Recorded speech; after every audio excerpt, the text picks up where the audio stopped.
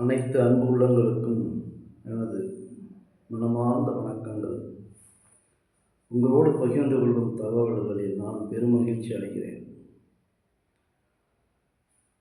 உடல் சார்ந்த விஷயங்கள் அப்படின்னு பார்க்கும்போது உடல் நலம் நமக்கு ரொம்ப முக்கியம்.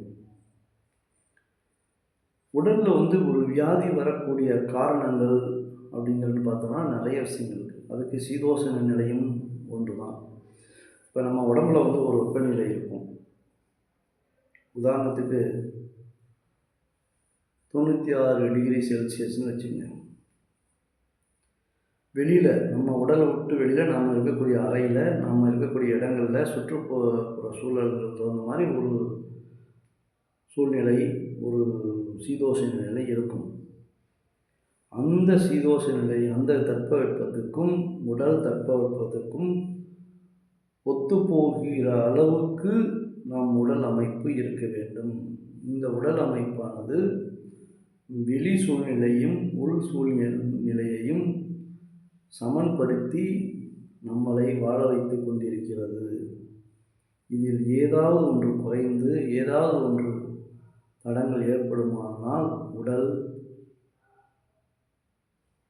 கெட்டு போகிறது. வெப்பம் அதிகமானால் அதற்கு ஏற்ற மாதிரி, நீர்த்தன்மை அதிகமானால் அதற்கேற்ற மாதிரி, இப்படி ஒவ்வொரு பொருளுக்கும் ஏற்ற மாதிரி இந்த ஒரு விஷயங்கள் நடந்து நமக்கு உடலில் ஒரு சில தொந்தரவுகளை ஏற்படுத்துகிறது, அதாவது வியாதிகளை ஏற்படுத்துகிறது அப்படின்னு புரிஞ்சுக்கலாம்.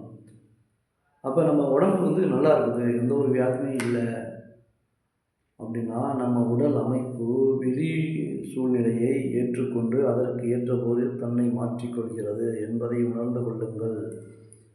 மீண்டும் உங்களுக்கு நிறைய விஷயங்களை சொல்ல வருகிறேன். நன்றி, வணக்கம்.